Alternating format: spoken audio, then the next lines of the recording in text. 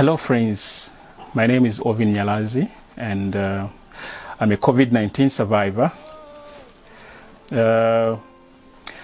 I've produced this video in line with answering most of the questions that you, my friends, have posted on my page, and also to answer those that have probably responded to my video on other pages, such as the page for the Ministry of Health and Zambia Daily Mail,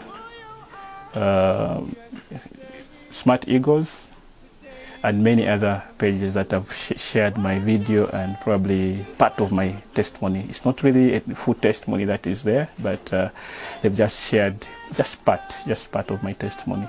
It's just a video that they've seen, and probably the environment of an isolation facility.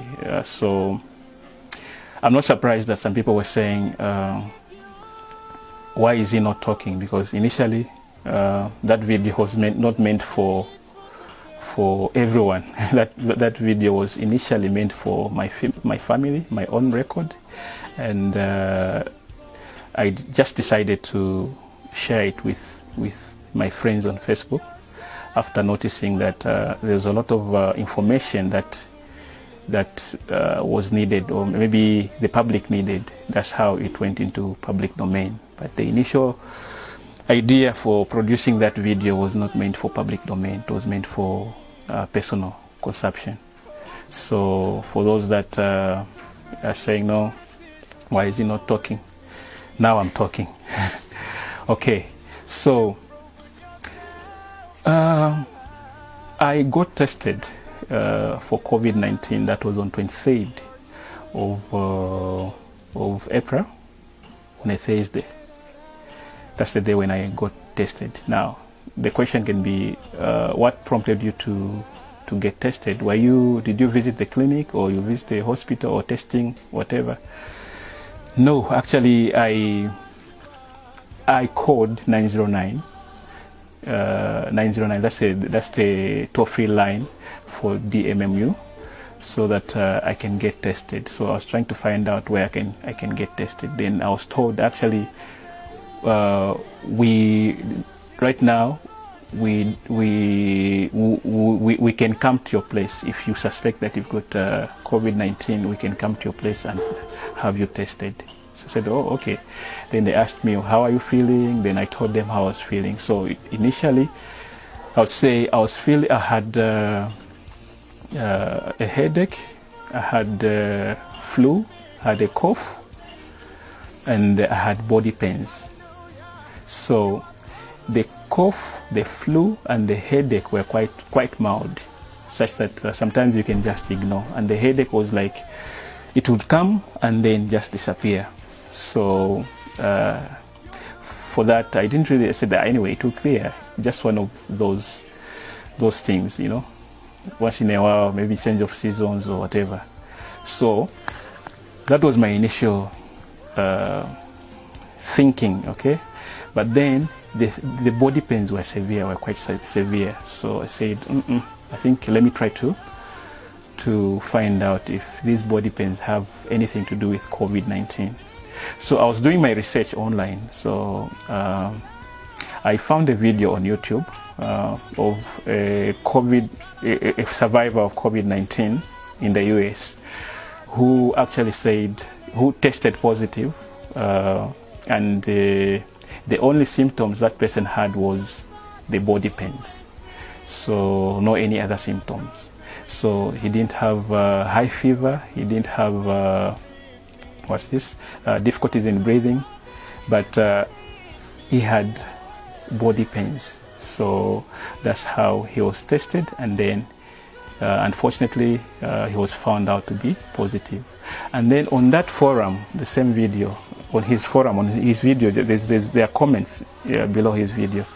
I found a lot of people that had the same experience. Actually, they had body pains without any other symptom, and then that clicked. Say, okay, I think this could be COVID-19. So let me get a test so that I can clear myself. I can have a clear mind. So that's how I called I called 909 on the 23rd of April. I called 909 in the morning.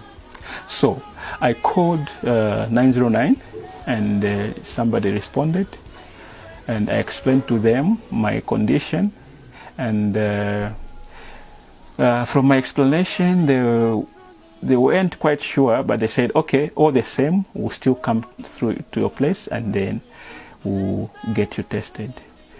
And that's how a team came. Those guys were really quick. It was a quick response, because within 1 hour 30 minutes they were able to reach my place and they got me tested. My wife also volunteered to get tested so that we can have the results at the same time. So those workers from the Ministry of Health were really helpful. Of course, they tried to make us understand that COVID-19 is not something that you can get scared of. The most important is if it's detected at an early stage, it's very easy to handle, to manage it. And if again you don't have an underlying health issue, definitely you pull through, you get over it. So those were really assuring words from the health workers that came to test me and my wife. So of course I was told to say you should be home, you should stay home for the next 2 to 3 days. That's when your results will be out. So of course I had to comply with that directive, stayed home. Later it took slightly some time before I could get the results, because I think as it was getting into the 4th day, 5th day, I said definitely the results are negative, because if the results were positive, these people would have coming to pick us. But since they have taken a little bit of time to communicate with us, that means our results are okay. Then surprisingly on Thursday, that was exactly a week after I got tested, I received a call from some doctor who actually told me that the results just came out and I tested positive. My wife tested negative, but I tested positive. And the doctor said, we'll send our team to come and pick you. Then the other doctor also, a different doctor also from Kanyama called, because I'm in Garden House, from Kanyama called to do the same. I mean, to inform me, to assure me that it is well, I'll get over it, and the team will come and pick me. Actually, she was part of the team that came to pick me. Okay, so that was that's what happened actually. And they told me, of course, to prepare myself, get ready, prepare myself, see whatever I can carry, and pack my things and wait for the team to come and pick me. Of course, they told me when they come, they'll have to ask me the contacts that I've had in the recent past, and also they had to test my whole household, like whoever was in the house to be tested, my kids and everyone else who was in the house. They had to get tested. So that was what was communicated, and after 2 hours or so, the team came with an ambulance. The first team came with an ambulance, then the other team came with just a Land Cruiser. They did whatever was required. They disinfected my place, tested everyone who was in contact, or who was at home, and also asked me to give them contacts for those that I was in contact with in the recent past, so that they do some contact tracing. Yeah. So from there, I was picked. After doing everything, I was picked, and that's how I was taken to Levi Mwanawasa Hospital, Isolation Center. Yeah, so being a media person, and I think on a daily basis I work with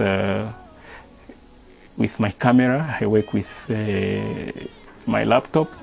Yeah, so for me, I felt Where I'm going, of course, I have to go with my tools, so that probably work continues, especially my laptop, work has to continue. But for the camera, I said, anyway, I just need to get a clip, maybe a clip, so that I come and show my family, or maybe about the life, what I was going through in that, okay, show the environment of the isolation facility to my family. Just share it with my family. That was the initial thing. So I packed everything. I packed my camera. I packed my laptop. Yeah, of course, my smartphone.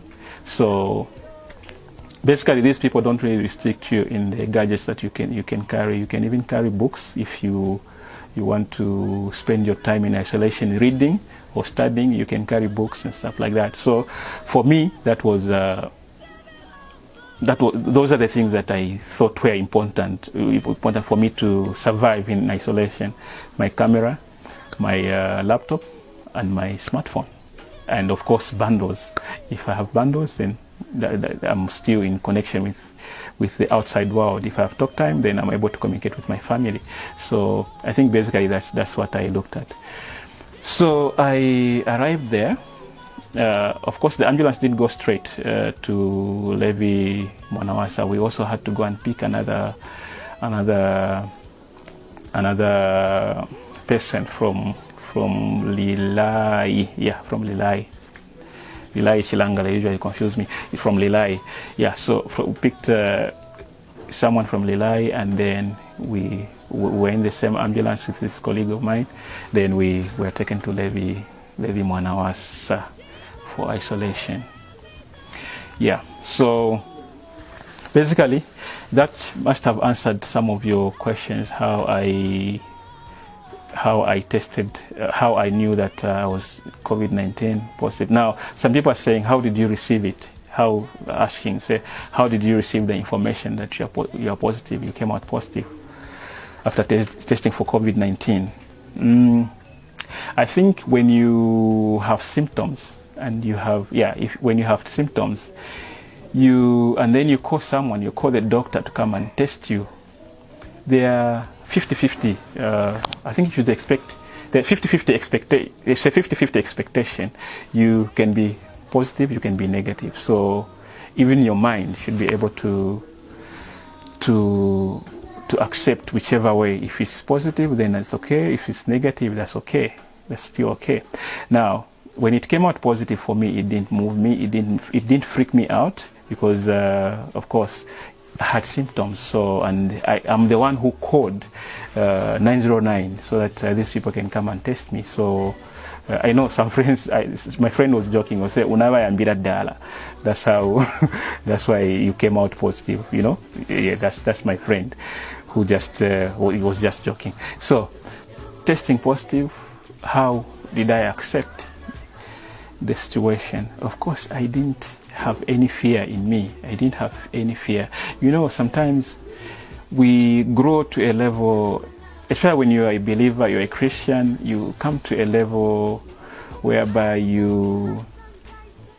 any calamity or any uncertainty that comes into your life, you don't really get moved the way the world would get moved. Because as a believer, I know that even though I don't know what my future holds, I know who holds my future. That's the thing.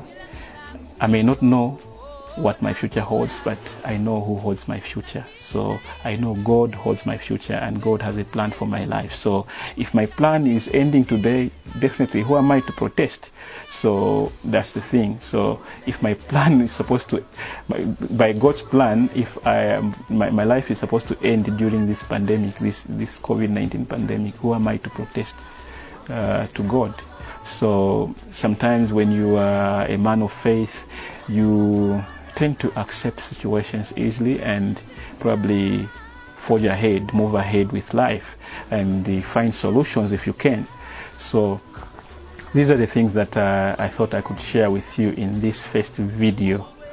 I'll come back for another video tomorrow. So if you find this information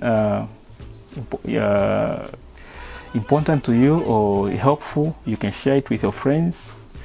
You can share it with your friends, you can share it on your page and stuff like that. And I've not created a Facebook page for, you can just follow my usual Facebook account. I know my account is full, but you can just follow me just within my account.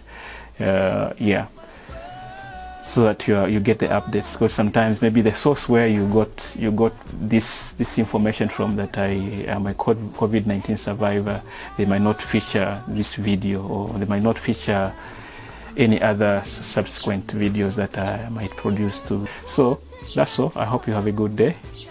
Thank you.